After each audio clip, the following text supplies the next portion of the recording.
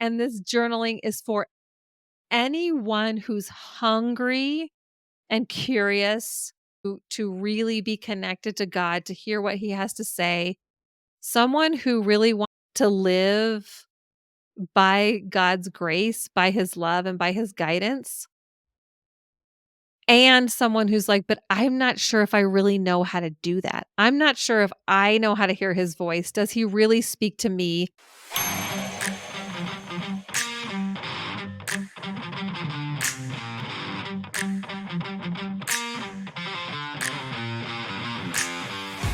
How do you embrace the richness of life from Broadway tunes to the depths of personal transformation while guiding others to discover their own paths? On today's episode of Seek, Go, Create, The Leadership Journey, we welcome Megan Nilsen, a dynamic content creator, podcaster, life coach, and author passionately committed to helping others live deeply connected lives.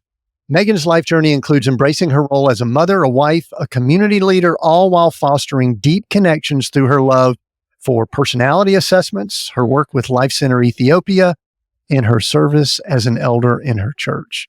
Join us as Megan shares her insights on overcoming life's challenges, the power of personal connections, and how her faith has guided her through significant life changes and into helping others navigate their own spiritual and personal journeys. Megan, welcome to Seek, Go, Create. Thank you. That sounds like exciting. I can't wait to listen to that interview. Who is this person? But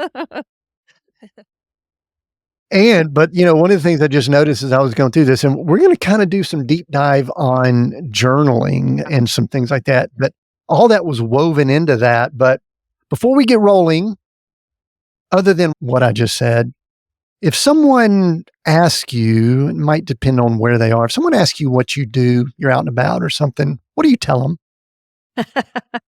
Well, it depends on whose perspective it is. If you ask my kids, what do I do? They would say, she annoys me. So there's that. My kids are all between 17 and 23. But I think the first thing that comes to my mind is I just love connecting with people. So I love connecting people to each other. If you've ever done the Strengths Finders, Clifton Strengths, connectedness is definitely one of my top 5. So as far as what do I do, I'm constantly like diving in with people, asking them deeper questions. It could be in the grocery store line, which is super annoying for my kids. But really, ultimately, I'm just a connector. And I love to see like, how did God design you? What's your purpose? And so I do that through motherhood. I do that in my marriage. I do that in my church and in my vocation. So I'm always doing a deep dive with somebody with their personality, their desires, their dreams. That's really what makes me tick all the time. I love when people talk strength finders because I noticed you, and I like on your website that you actually put all of your personality profile credentials. It's like, wow, she's like right out there with all her Enneagram, strength finders, all this kind of stuff. I've got mine in places, but it's a deeper place than you have to look for it a little bit more. But strength finders, and my wife has a background in all this kind of stuff too. That's kind of our favorite right now. And we both are high strategy, but I have a lot of that connectedness in my top 2, which is one of the reasons why we're going to have a great conversation here. So do the kids roll their eyes when you're in the grocery store and you start having like a life type conversation with people? Yeah, it's like my kids, they just like, they start to cringe because they see me. If they, hey, how's your day? What are you up to? And all of a sudden they're like, do it, don't ask them, if the kids get in the car with me and I'm driving. So, but I've just learned to embrace it. It's just who I am. But at the same time, I really do realize that it might be offensive and it might be tough for my kids. So I have been known to hold back a time or two, but takes all the self-discipline in the world to do so, let me tell you. Were you always a connector? Did you always reach out to people as far back as you could remember? Or was that something you just started doing at some point in life? I think I've always been a connector, but I haven't always had the confidence to do so, if that makes sense. So I have grown in my 50 plus years on this earth. And every decade, I feel like I become more and more who God created me to be. So in some sense, that connector person she's always existed. but I've had to sift through a lot of self-confidence issues, really finding my voice and trusting that when I put myself out there and I want to connect with somebody, that's a really cool, like God-given thing versus some other narrative that I may have believed over the years, like they don't really want to know you, you're being too nosy. So I've actually had to work to refine and hone that skill and see God's design for it, if that makes sense. Because what's interesting is I think I have those similar, I'm wired that way. And I have a vivid memory of going with my grandfather to what used to be called the old folks home in Aberdeen, Mississippi. And he would go up and down. It was just like a one corridor hall. And he would go to each door, look and see if he knew who they were. And we would walk in and just start talking to people. And he wasn't a deeply, I don't think, spiritual man. I don't think it was like ministry. He just was talking. And I was like 4 years old, 5 years old, walking up and down with him. And I remember thinking that was the way I was or the way I should be or something like that. And it kind of, I've always been that way since that time. I don't know if that unlocked it for me. I don't know if that gave me the confidence. But what I want to circle back to you on is what squelched it along the way. What was some of the limiting factors for you stepping into what now you just mentioned 50 something years in, you were created for in the first place at the foundation? Well, yeah, I've done a lot of therapy over the years. I can kind of joke about this at the outset, but truly, like I've had to do some deep work about what the origin of that was. And I will say in a measured way that there is some generational expectations and narratives and like a critical nature that has been kind of passed on through the years. So, as you can see, I'm trying to be very diplomatic about how I say that in love and honor and respect. But somehow I really embraced like go along to get along type of thing. I think there was something I've actually done a lot of work in therapy and other settings of like who is the girl that thinks that she needs to be perfect and do everything well and it needs to be sort of in this window of expectation and acceptable behavior. And so not like being inquisitive and connecting with other people is unacceptable behavior, but I think that's part of the thing that I've had to really refine and prune and refine over the years is that I can get messy and I can ask people deep questions and they can ask me deep questions and I can say real answers. But that is not something that came very naturally to me because it felt messy and there must have been some reason why I adapted to a very measured, like be careful what you say, be careful who you are type of personality. And it's been really fun and stretching and challenging over these past probably 12 to 15 years to step into the real me and who God has created me to be, honoring the past, honoring those generations, and knowing that God has really given me a vision like where some generational chains are being broken. So that's a much deeper topic that my husband and I feel really passionate about. Like, how are we creating a family and a family line and a legacy that is honoring the good that has been passed down over the generation, recognizing where some strongholds have been and breaking those chains. That's not what, what comes to my mind when you ask me that question. So the tough thing about that, my wife, I kind of heard some things that I've heard from my wife in the way you were discussing that. And my wife said that when she was young, she was bubbly, happy, cheery, all this type stuff. And her father, who's passed now, used to say in no uncertain terms, you talk too much, would you shut up? He even said something to the effect of that she had diarrhea of the mouth, which she actually remembers that now 55 years later. And she thinks it sort of squelched her, that she became more introverted, quiet, things like that. So I do think that's interesting. And I love what you brought up that you are attempting within your family to change those paradigms. One of the things I'd love to know now, because I think some of this kind of goes into how we communicate with God. I think how we're wired and some of those things that you're talking about when we start doing this beautiful exchange journaling we're going to talk about in just a moment, I think it impacts it because some people have that same mindset when they try to go before the Lord.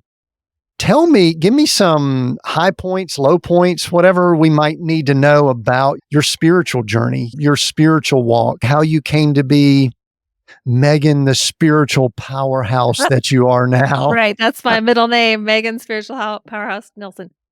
I'll start my most recent book, and I'm sure we're gonna talk about this. It's called Untangled Faith, and the subtitle is How Honest Conversations with God Lead to Deeper Connections, Clarity, and Peace. We've already kind of been hovering around this idea of connection, really being connected to God and other people, and I think as I'm reflecting, even talking to you, when I think about why are honest conversations important to me, I think it stems from the question that you just asked me about, like, sharing my voice and is what I'm thinking and feeling okay? And I did grow up in the church. I did grow up in a small town Methodist church, and it was really lovely because we had to show up every week and we learned how to talk to different generations of people. So I really was able to hone that skill of being present and in community, but somehow along the way, I just sort of became a very measured church girl. Like, this is how she's supposed to be.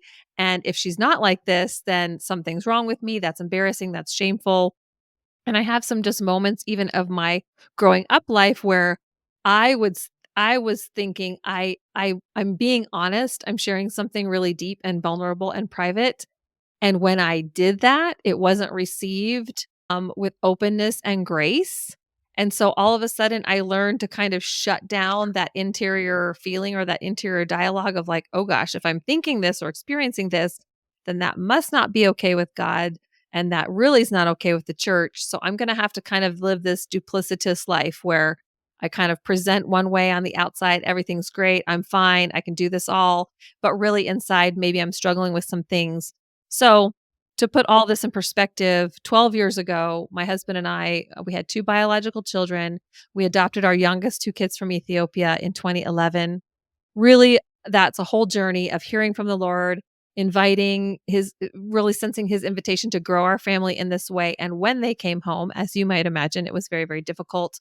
Anybody who's familiar with adoption in any way, shape, or form understands the trauma and the brokenness inherent in that, right? We are designed to grow up with our original caregivers, and when that is broken, for whatever reason, then we have all kinds of things and attachment, complications. So, they come home, and I'm an absolute wreck. There's this moment of, okay, God, I thought we heard you and we were making this, Christian decision to grow our family in this way. And now life is really hard. It feels unbearable for all of us in the home because of just the trauma that everybody's experiencing. Maybe we didn't hear you right. Maybe we didn't make the right decision. And for someone who really values making the right decision, because that's just going to be an easier way to get through life, all of a sudden I was like, I think we made a massive mistake. I don't think we should have done this for all kinds of reasons. And so I ended up going to counseling. So my sweet husband was just trying every which way to keep the family afloat, to keep everybody above water. And he was like, "Sean, I'm doing everything I can. I think you need to talk to somebody because, especially the mom of the household, if somebody's going down, a rising tide rises all ships, right? So if the matriarch and the temperature of my home and I'm going down, I have so much anxiety and low key depression. That he said you need to go to counseling. So I went to counseling and I sat on my counselor's couch and I was kind of boohooing about how hard life was, and I thought we heard God. Maybe we didn't hear him right. I have no idea what to do. I think we're in just this like we cannot figure out how to rectify this mess. And she looked at me and she said, "You know that motherhood's not your highest and greatest calling, right?" And I said, "No, I did not know that." That's all I'm doing. We went from 2 kids to 4 kids, and I was actually listening to one of your podcasts with Becky Kaiser recently, and she was talking about this idea of motherhood and calling and really being our greatest calling as women and as human being is to be connected to the Lord, to be a daughter of the King, to be a son of the and it's like, I'm a daughter of the King, then Everything needs to flow from that. So that to me, in a very long-winded answer to your question is, how did my spiritual life, how did I become this quote spiritual powerhouse, which I don't feel like I am, but I am putting a lot of energy into it because it has radically transformed my life. And probably the verse that comes to mind is in Romans chapter 8, when Paul says, the flesh brings death and the spirit brings life. And I had this moment when I'm sitting on my counselor's couch and I'm thinking, everything that I'm holding on to right now, the flesh, the need to control, the need to expect a certain behavior from my kid and expect this attachment to be going well. My flesh was really muscling things out and getting very, very tired. And so in that moment, sitting on her couch, she was giving me this invitation, this a new way. It's like Jesus says, I've come to bring you life. Like the old is gone, the new has come. I had that moment where I'm like, okay, everything I've constructed about who I'm supposed to be in the faith and as a human, as a woman in the church, as a mom is kind of being put up before me. And I'm having to deconstruct what does that look like and why is this so hard? And all of a sudden, she said, the Spirit's going to bring you life when you're filled up with the love of God and the grace of God. Then it will inform your marriage and your parenting and your creativity, everything else that flows from that. So, that to me was the most pivotal point when things shifted. And all of a sudden, so the past 12 years, I've been on this journey of, oh my goodness, what does that actually mean? And so I think the honest conversations bit is, okay, I am feeling this. I'm experiencing this is hard. This is hard. And God is good and he has something to show you and he has something to teach you. So that's really like the crux of where I sit in my vocational life, in my spiritual life now, is sitting in that tension, but always trusting towards like God has something bigger and better that he wants to reveal, even in the midst of the hard and the suffering. Is that the time frame when you believe you began having conversations with God, period? Or were you already conversing with him, but it maybe was just in a different way prior to that 2011, 12, 13 Yeah. time frame you brought up? Yes. I mean, I've been a prayerful person kind of growing up in the church and I've enjoyed writing ever since I was young. But what I found in that time specifically was that writing with God, conversing with God, if it's out loud through your mouth, kind of written your words on a piece of paper, that became a form of therapy to me because I was able to write out some things. I think a lot of musicians talk about this, authors, writers, artists, they have some feelings that are wrapped up and tangled up inside and it's so healthy to get them out. So what's the medium that you're going to use to get these things out? Some people might use physical activity. So for me, it was writing. And then I began to write with the Lord and say, hey, what this is hard and I'm confused and I don't know if I'm hearing you right at all. And then over time, I was listening to other pastors and people talk about, okay, it's one thing to write to God, to tell him all the honest things, to have your David moment when you're just like, hey, life sucks and I don't know what to do now. Then what do you do? Like, how do you access his wisdom? How do you listen for his voice? Because it's one thing, think about any natural relationship you have. If you had a problem with your wife and you just kind of unleashed on her and said, hey, here's all the problems I have and the questions I have, and I don't know what to do.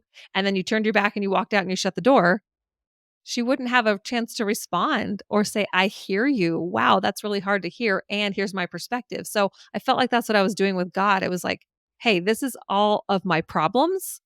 And I'm going to turn around and walk out and just dump my problems. And so when he really invited me to start listening for him and then writing down what I was hearing, the impressions, the visions that were coming to me, that's what opened up this whole new world of, wow, you can really access God's wisdom if you're paying attention and you're super honest and you're laying it out there and then you're asking for his perspective to lay over top of that. That's really where the journaling came in, that I feel so passionate about because I love seeing people equipped to hear God for themselves. We know more than we think we know. We can hear him better than we think we can hear him because that's probably the biggest question I get is how do I know if it's God's voice or my voice? It feels really, really powerful, at least to me, it has been and a lot of people I've worked with. I do. I want us to talk about even some of the practical aspects of this beautiful exchange journaling. However, I do think there is a soul or mindset or whatever we want to call it perspective that needs to be addressed, because there are people that, one, they don't feel worthy to come before the Lord. There is what you just brought up, which is maybe you were taught to be a certain way growing up. Also, unfortunately, I think there's some gender things that factor into this. You mentioned, I heard you say church girl and woman in the church. You know what? I don't ever say man in the church. I don't ever bring that up. It's like, I'm just Tim. So there are gender things that come into play here, whether we want to admit it or not. And I'm not saying they're good, but it's just the way it is. But you brought up something in the book, somewhere in the middle of the book. I did read Untangled Faith over the last few days. You brought up the aspect of being an orphan.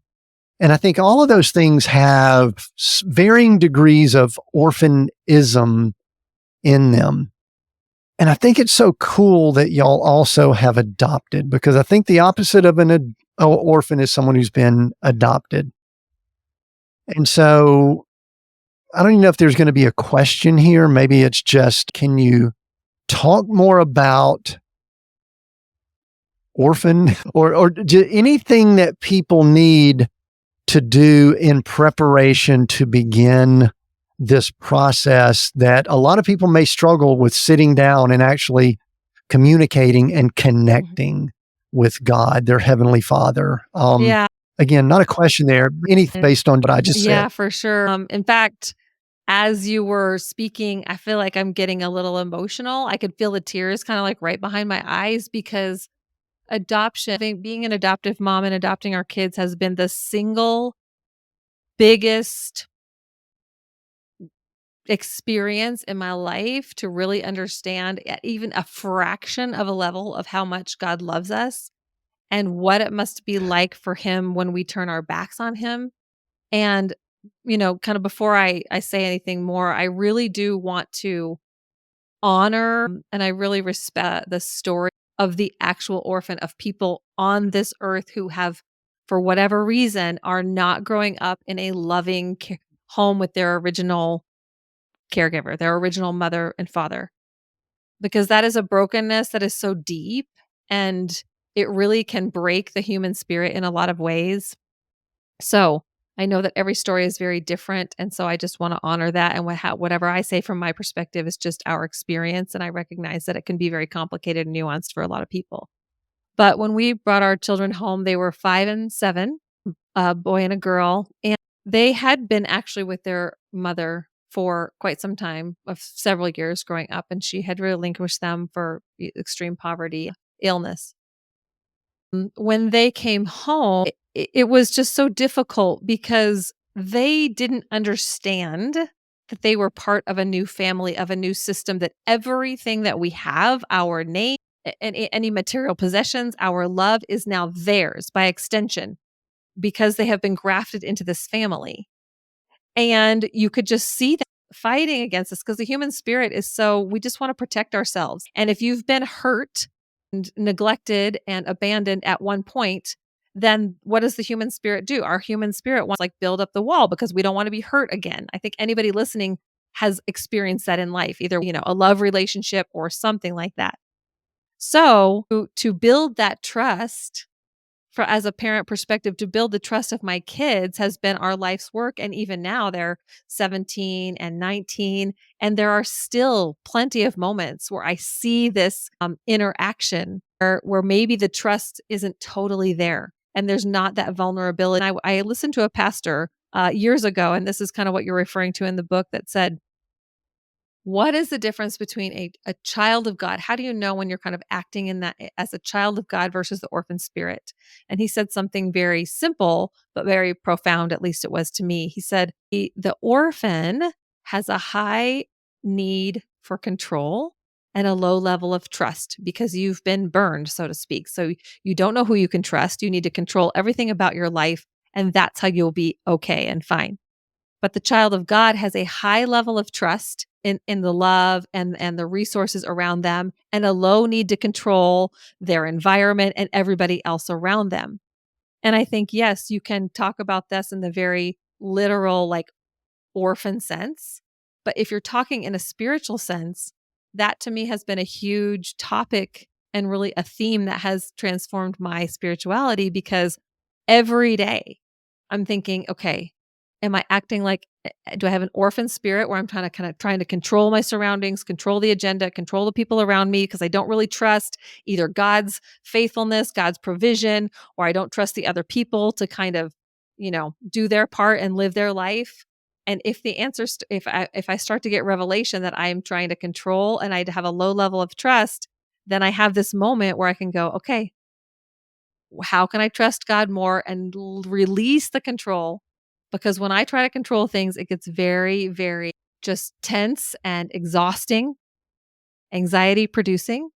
And if Jesus came to give us peace and abundant life, then at least to me, I have this recognition every day. Which way am I going to go? Am I going to go for a deeper trust in God, releasing the control back to Him, or am I going to take it all back once again? Interesting about it, and I don't think I want us to go down this rabbit hole, is that I know that you do quite a bit with personality profiles and, again, DISC, Strength Finders, Enneagram, all those type things. It is very easy for us to make probably sweeping comments. I do think trust is a foundational issue that you brought up, but we also have this factor of all of us are wired in such different ways at times. And there are personalities. My wife and I were just discussing this. We've been together 35 years. And yesterday we had a bit of a come to Jesus conversation where we're both working on some new projects. Even in our 60s, we're working on some new projects. And she was working on it. And I told her this. It didn't go well initially, but she came around later and she spent some time with the Lord this morning and said, by the way, God said you were right, I just want to mark it down as that was, You just needed to get that out on the podcast. possibly, Yeah. possibly a first. Well, what she was doing is she was kind of grinding out this project instead of enjoying the journey and being joyful along the way. And one of the things we're purposing is to be more joyful with all that we're doing in our lives. So anyway, personalities still factor into it, but I do want to start going into the power of writing stuff down, of journaling. And before we get close to that, though, I want to ask one more question before we get to it, because many people will say, I don't have time. When I sit down, I've got all these things going through my mind, and I'll state it this way, and then I'll just let you kind of talk more about it. But I believe, and we talk about it quite a bit here on the show, that we all are leading in 2024 when we're recording this, distracted lives. We've got so many things distracting us, so many things coming at us, and we allow that. It's still up to us. We can control that. And I think that's what prevents a lot of people from getting started with this process. Any comment on this, on just the distractedness of the way we live? Amen. It's a real simple comment. Yeah, we're distracted. I think that's a tale as old as time, but with the advancement of technology and the 24/7 noise, access to information. But I feel like right now is probably an era in history in which we have to access self-control more than ever. Self-control is a fruit of the spirit. I am reminded of that all the time, and I like to remind people of that because when we have access to so much at our fingertips, any distraction, anything that's going to entertain us, even educate us, and we can just scroll through TikTok. And my kids are always saying, but mom, I'm learning things. Well, that's great that you're learning things, but it's also like a drug. It's kind of this like dopamine hit where it's like a new thing, a new thing, a new thing all the time. So what happens then, we're out of practice. We're out of practice of being quiet and still, and sitting and listening. And our kids nowadays don't even really know what it means to be bored because if they have access to a smartphone, so take what you will there, decide when that is appropriate for you and your family. but you have access to just something that's going to like be like a drug at any time. I don't have to think that deeply because I think one of the things we're battling against is when I sit down and I really consider my life and I start to go, okay, God, wow, this is what I'm feeling. This is what I'm experiencing. That is not an easy task. I mean, that is something that it could almost get harder before it gets easier because you're accessing some deep and potentially painful places. Why would I want to do that? Why wouldn't I want to just like numb my brain and numb my heart? I don't have to deal with that. So I think what happens in writing and I'm not even talking about typing. So my argument is that people pick up an actual pen and a piece of paper and start writing things down because there's something very scientific, neurological that happens in your brain that begins to connect those synapses, your head and your heart, that doesn't happen when you're kind of distracted in that noisy world. So I think it's super, super powerful to pick up a pen and sit down. And it doesn't even take that long. It can take 5 minutes. It doesn't have to take a long time because a lot of people say, I don't have time. Obviously, I don't have time is a fantastic excuse because we make time for things that are important to us. We know that, right? It's like, I don't have time to sit down and watch the entire seasons of Ted Lasso.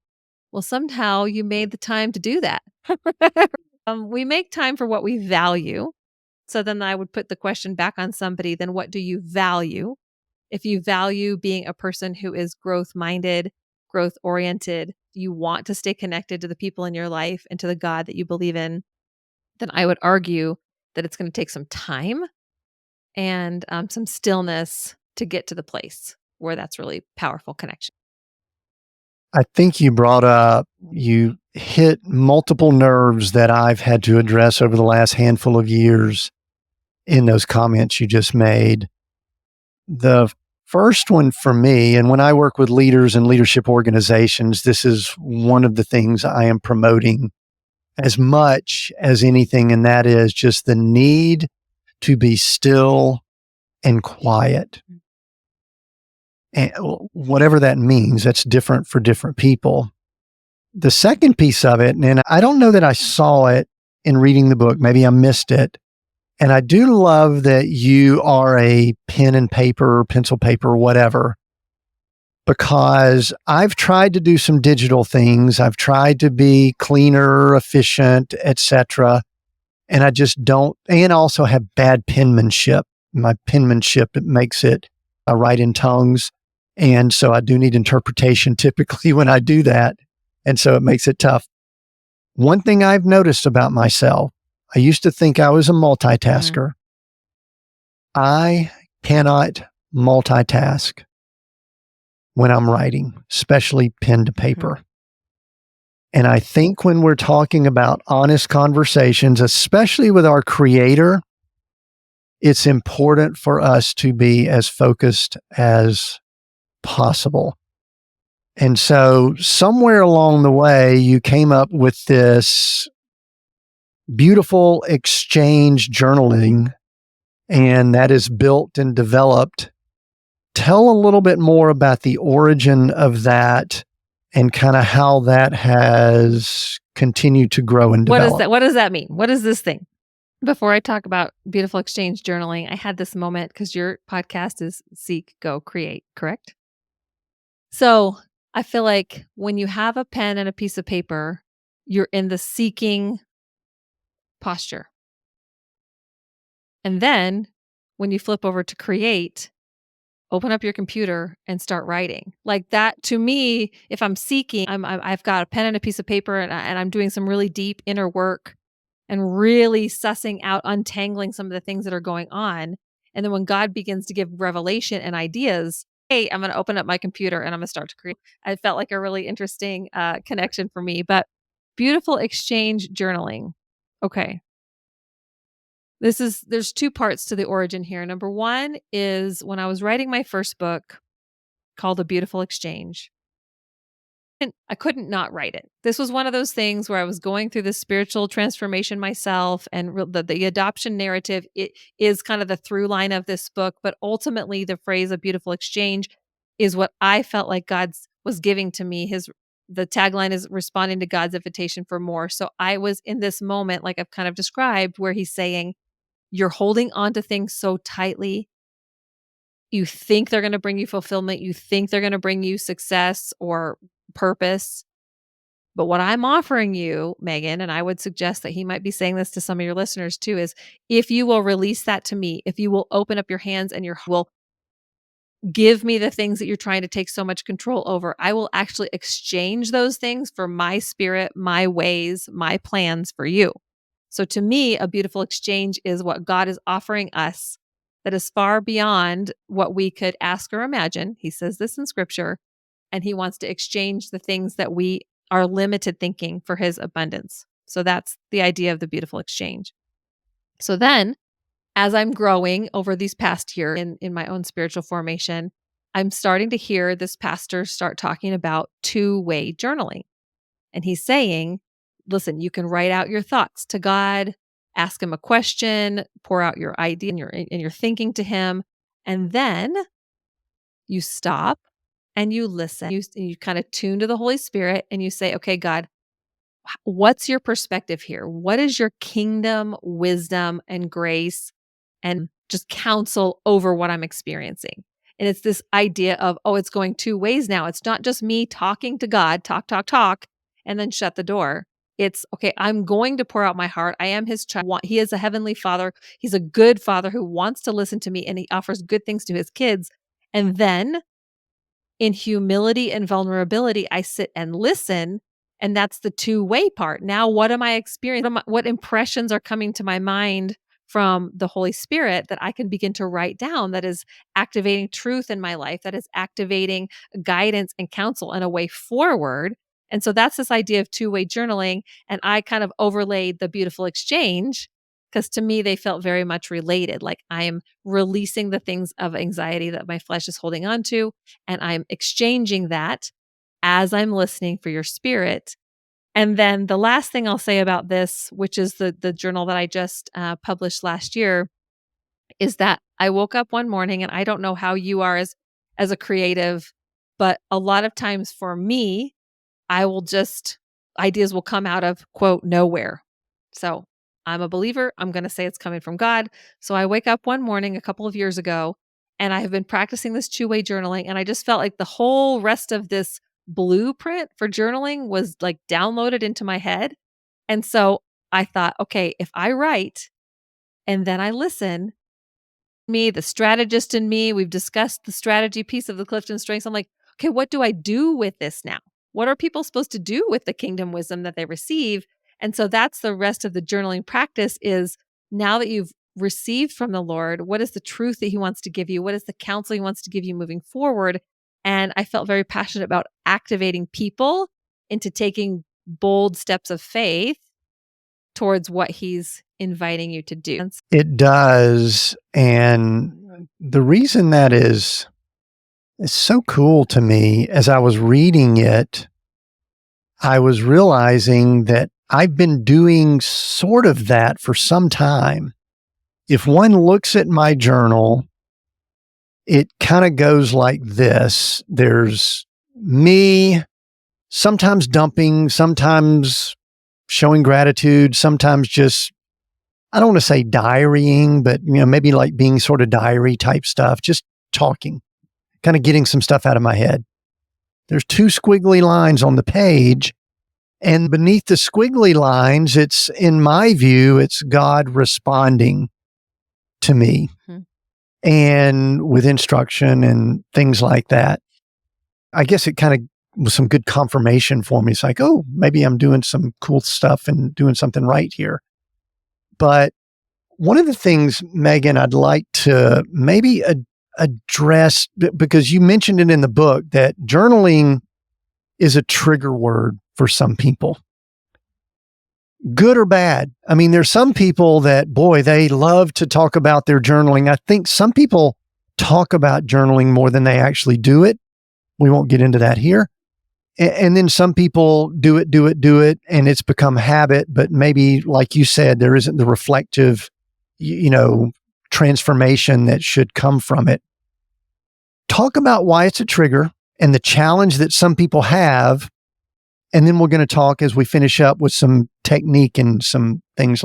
Yeah, it is a trigger. In fact, I have a chapter in the book that you're referring to. It's something about like, tackling journal phobia or something because honestly, it is a trigger. Addressing journal phobia, that's the chapter. And I'm laughing because this is my husband. He's like, I don't journal. I don't really write. And he heard me one time I was hosting a Christmas event for some women and I was leading them through this type of journaling around the Advent season. And my darling husband was helping like serve coffee and helping me with all the logistics and things like that. So he was overhearing as I guided women through this journaling practice.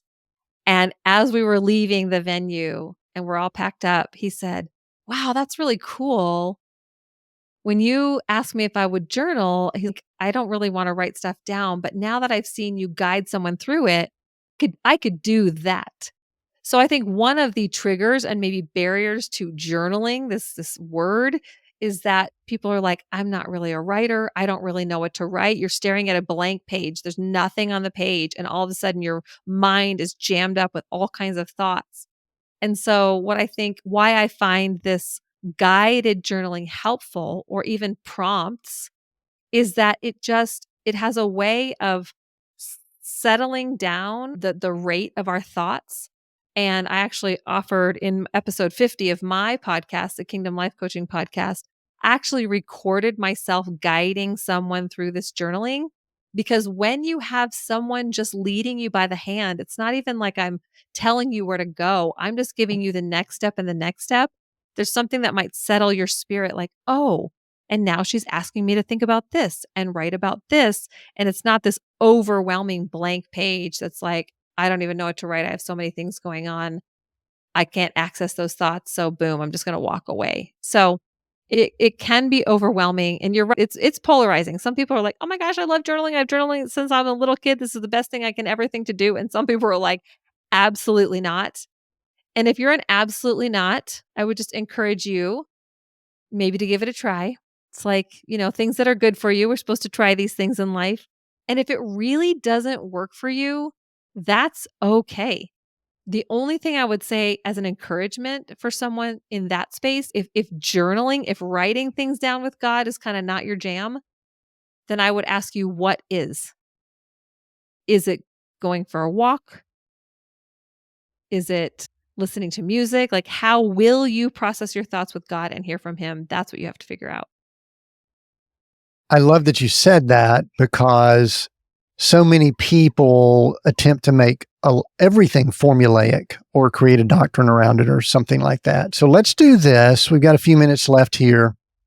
Get someone started. Let's just say they've heard the journaling thing. They know they need to do it. And I know you've got some resources for people. We can talk about those here, but just let's kind of get someone started because I do agree it's something that even hard chargers, leader type people, they need to sit down, be still and quiet. And this is a practice that can help them. So get us started. Get us started. Well, I think the first step in any new practice or anything that's going to challenge us is to really buy into why we're doing this. So, say you're going to go to the gym and start lifting weights, and you're like, I've heard that it's good for me, but I don't really know. You have to trust that the experience is going to be good for you, whether it's painful, whether it's uncomfortable or not. That's what I would say about journaling. You might have these preconceived notions about, like, ugh, I don't really do that. So I just want to make the case that it's really good for human beings to try new things. To get started, all you really need is a notebook and a pen and your own thoughts. And so, my very foundational question for you would be, is there anything in your life right now that is confusing or overwhelming to you? If the answer is yes, I'm a business owner. I don't know what decision to make about my business. I'm in a marriage and I don't really know what to do with this relationship. I'm parenting my kids and I'm not exactly sure which way to go as far as how to parent them well. Then you are a person who is well positioned to journal because you have something on your heart that if you write it down, if you start to discover what it is, name it, and be honest about it, you're bringing it to the light. I think that's what journaling is. It's bringing something to the light that is actually more comfortable to keep hidden and locked away. And we know that things that are hidden in the dark begin to grow mold and begin to grow bacteria. And there are unhealthy things that happen when thoughts are left in dark places. So you don't necessarily have to announce to the world what you're thinking about. This is a place where you just get to go with your own thoughts and with the God who loves you and created you, and just begin to ask him, what do you want to show me about this? And then you have to trust that he will speak to you, that thoughts will come to your mind. And then that's the practice of, how do I discern which thoughts are his thoughts and my thoughts? You have to start to read the Bible and understand his voice and be in Christian community and a healthy space where this, we could talk about this for a whole other hour. But just to get started, trust that you have something that's bothering you. And if you write it down and you name it outright, then God can begin to speak to you about that thing. And it's not as overwhelming. I hope it's not as overwhelming as it might seem. Yeah. It's interesting when something's bothering you, you brought that up. I think during COVID, I look back at my journals during COVID and I was just super confused and I think it was a lot of crying out, Lord, what's going on? What's happening? And basically, I think the Lord responded, said, why does any of this surprise you? This is the type world we're in. There's just stuff going on. And so I felt maybe rebuked a little bit on that. But how does someone know, and this is a little bit of a loaded question, but how does someone know, measure, gauge, whatever, if they're doing it well, or if they're progressing, or what are some clues along the way that someone could say, you know what, this is bringing me closer to, as you said, clarity and peace in the subtitle of your book? So the question is, how does anyone know they're doing this well? The short answer that the most succinct answer that I can say is, you're doing it well. You're doing life well when you can see the fruit, when you can see that you are more deeply connected to God and other people, to yourself, and to a fulfilling vision and purpose for your life. You might be struggling if you don't see the fruit, if it feels some real dead ends and some disconnectedness in your life to your own purpose, to your own fulfillment, to the people around you.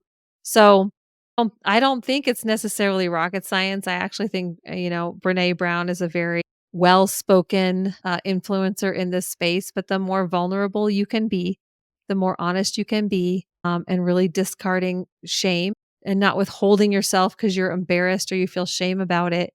If you can go after some things and just say, you know what, and just name it. Like, this is embarrassing to say, and I'm not really sure if I want to say this out loud, but I trust that if I do, good things are going to happen. I'm going to have more self-awareness. Other people are going to understand me better.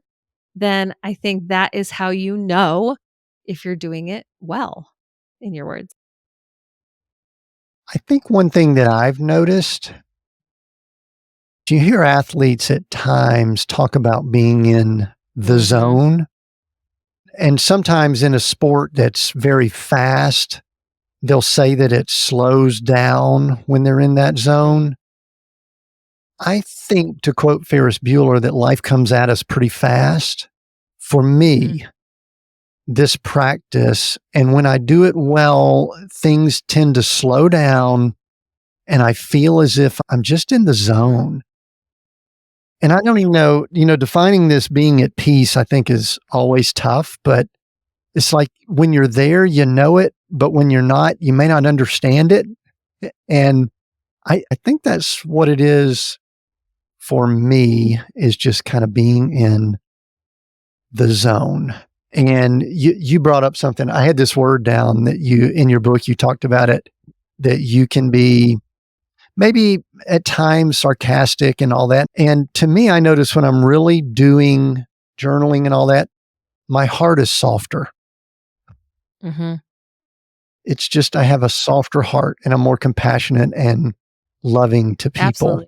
I love that, So, in the zone. I Megan, love it because and if you wanna be in the zone, find systems and routines and people and places that invite you into, that usher you into the zone. So for me, as someone who really processes things verbally out loud, the zone can be speaking or journaling because that's how I'm wired. And you had mentioned that earlier. We have different personalities, we have different wiring. So find the thing, the systems, the people, the places that really guide you into your zone and press into that. Like stay there, build that. That's a good thing to build. Megan, I noticed that most of your resources are geared towards female. Would you say that's your primary audience? I got a lot from the book myself. I mean, I just read the book, but tell us who the book is for. Go ahead and do that, and then go ahead and tell us where to find all your resources. Finish up. Yeah, it's funny. I don't know why everybody likes to take female teachers and speakers and say you must speak to females, right? I know you've talked about this on your podcast before. And I'm like, "No, it's not just if you." Yes. Okay, let me ask you this. If God speaks to his people, does he just speak to women? Well, don't answer that because he might. No, I'm just kidding. Be careful. Be Careful. careful. That's a I know, I know, landmine. I know.